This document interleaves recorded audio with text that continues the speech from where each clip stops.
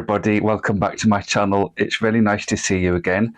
I'm sorry I haven't been here for a couple of weeks. There's been a lot going on. I've had a lot of gardening to do in between the rainstorms, and it really has rained a lot. So I thought what I'm going to do in my videos from now on, not all of them, but I'm going to do some special ones. But for the majority of them, I thought I'm going to call it the Gardening Diaries, because I was trying to work out how I could make a theme for each video, and it's been quite difficult. Do I need to do this? Do I need to do a tour? Do I need to do a certain topic? I thought, well, actually, I do a lot of things all the time. So what I thought I'd do is call it Gardening Diaries, and at the beginning of each Gardening Diary, there'll be a picture of the diary I've just seen in the beginning of this one. And that will be the format of it, and I'll show you what I've been doing during the week, or 2 weeks, depends on how long I get between filming videos and that. So we'll see how it goes. I'm going to put different things into it. It's a variety of stuff. And then I thought I'd also make some special videos now and again because, there's certain times of year things look really nice. So we've had the tulips recently, which have been beautiful.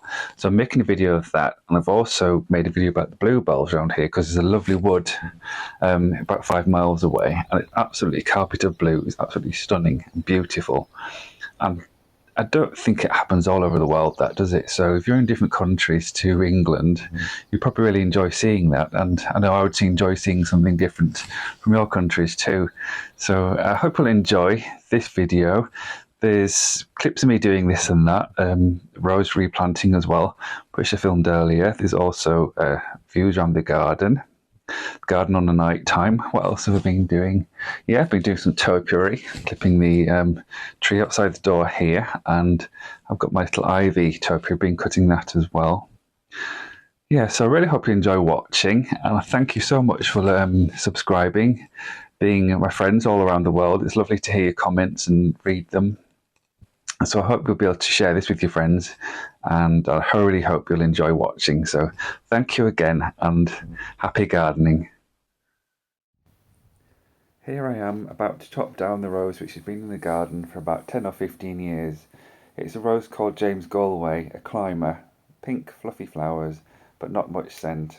Really beautiful, but unfortunately this situation was causing it to develop rust, and every summer it drop all of its leaves and look really bare and sad. So here I am digging out a hole for the new rose. The old one's gone to live at the old manor house.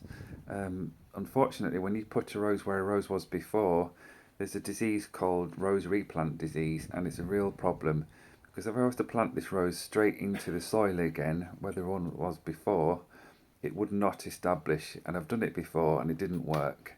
So what we do is we use a cardboard box, and in that box we put fresh soil, compost, manure to help the rose establish. And this way it's not in contact with the existing soil, and by the time the cardboard box has rotted, the plant will be established and it will continue to thrive and do really well. And I had this before with another rose in the garden, which sat there for 2 or 3 years and just did nothing. So I dug it up, replanted it, and now it's absolutely doing really well. It's full of flowers and life.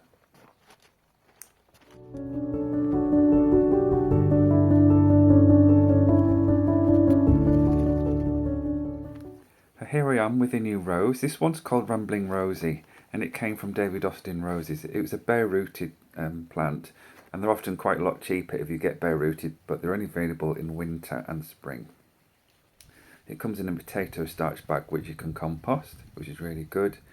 And just checking to see the roots are healthy and all the buds are ready to burst into life. So now the rose is going into its box. I'm going to put some fresh sterile soil around it, which has been bought from the garden centre.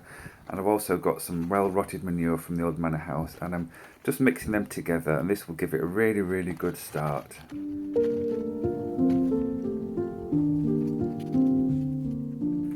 Well, as you can see, the rose has gone in and we're left with an ugly fence, and I didn't know what to do for quite a while, and I thought, I know, I'll get some willow trellis and stick it on there with some screws and things.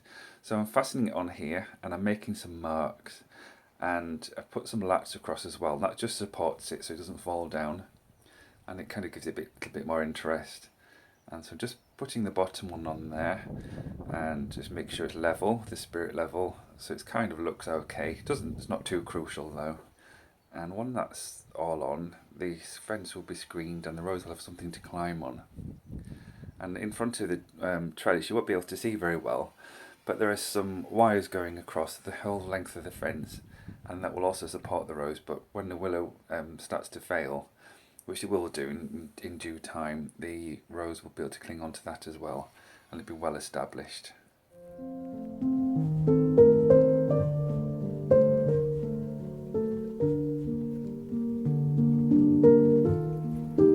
And so here we have it. The trellis is all fixed in place, the horizontals are fixed in place, and it's all ready to go. But I just thought to myself, it looks a little bit stark, doesn't it, with the brightness of the wood.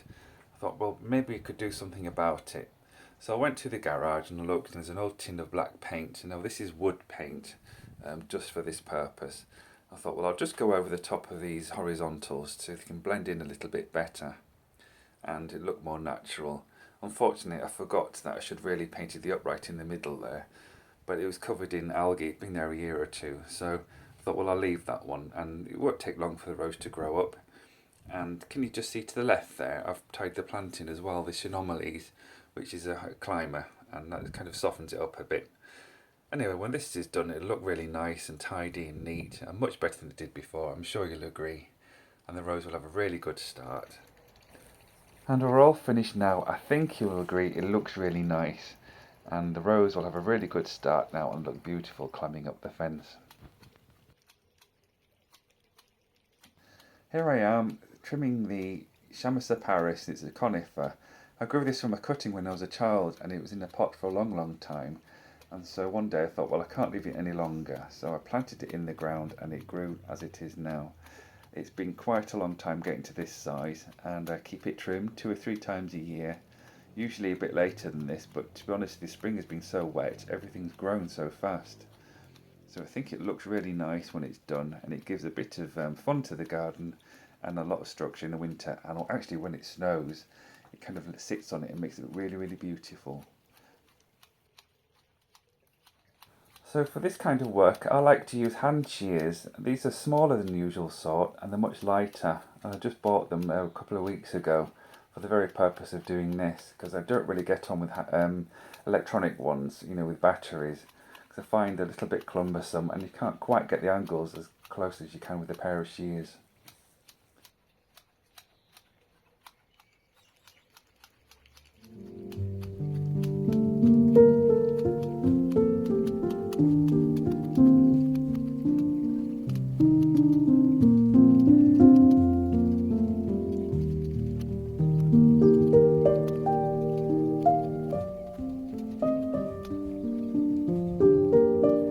Here I am, very quickly finishing off the trimming of the tree, just tidying it up and taking all the little bits and pieces that have been chopped. Now these are all going to get swept away and put into the compost bin and made good use of.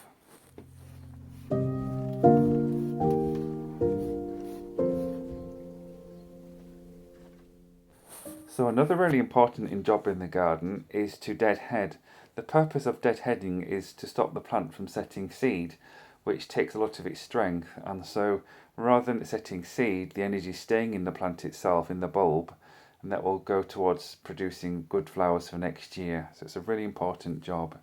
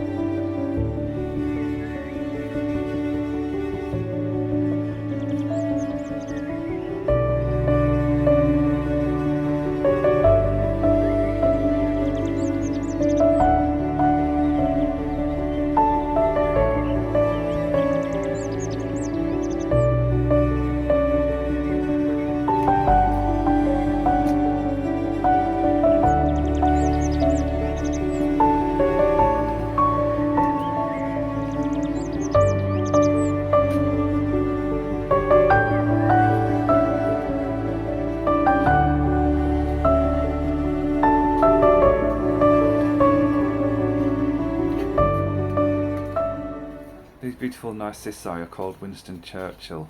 They had been really affected by the rain, and you can see they were absolutely saturated. So what I do with some of my plants is go around with a little cane and I gently tap them. This removes the water and takes the heaviness away, and gradually as they dry they begin to stand up again. But sometimes they just need a little bit more help. So I've decided with these ones I was going to put some little canes in and give them a bit of extra support.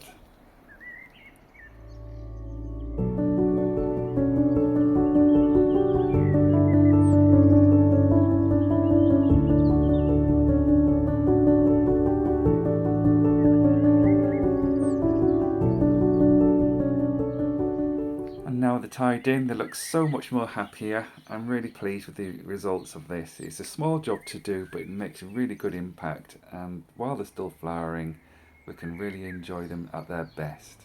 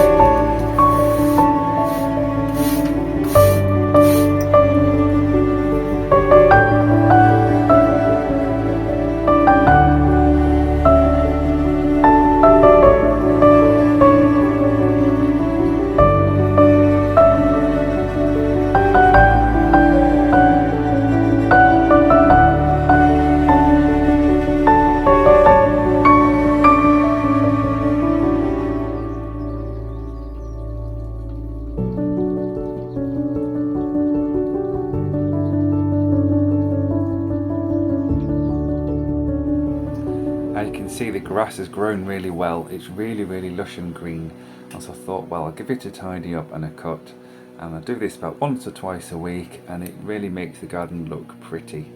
And if you can't do anything else, make sure your grass looks nice, then at least it sets everything off to the best advantage. Well, I think that's all the job's done for today, so let's get on and enjoy a nighttime tour.